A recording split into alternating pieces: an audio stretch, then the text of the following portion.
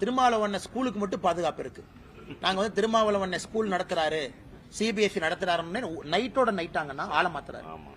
இந்த ஸ்டேஷன்ல ரவுடிகள் ஆள மாத்துற மாதிரி நைட்டோட நைட்டா கரஸ்பாண்டா இருந்த அவரை ட்ரஸ்ட்ல ஒருத்தரை போட்டு அவங்ககிட்ட கரஸ்பாண்டன்ட் கொடுத்துட்டு நான் அப்படியே ரோட்ல நடந்து போயிட்டு இருந்தேன், என் கையை பிடிச்சி அவங்களே இழுத்துட்டு போய் இந்த ஸ்கூல்ல கரஸ்பாண்டன்டாருன்னு சொன்னாங்க, அதனால நான் கரஸ்பாண்டன்டா இருக்கேன். எத்தனை நாளைக்கு இந்த கம்பி கட்டுற கதையை திருமாவளவன் சொல்லக்கூடிய கம்பி கட்டுற கதையை எத்தனை நாளைக்கு தமிழக மக்கள் கேட்டுக்கிட்டே இருப்பாங்கன்னா?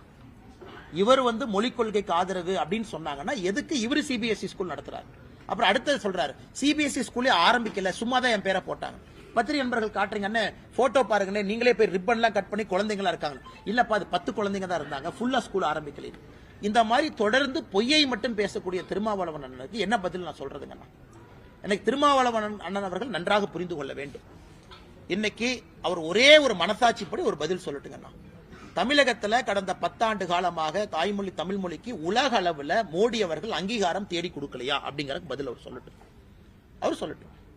பாராளுமன்றத்தில் எங்கேயாச்சு நாம தமிழ் மொழிக்கு அவமரியாதை செய்திருக்கின்றோமா சொல்லட்டும். கலாச்சாரத்துக்கு அவமரியாதை செய்திருக்கின்றோமா சொல்லட்டும். எதுவுமே இல்லாம அரசியல் காரணத்திற்காக அண்ணன் பேசலன்னா எப்படி பதில் சொல்றது?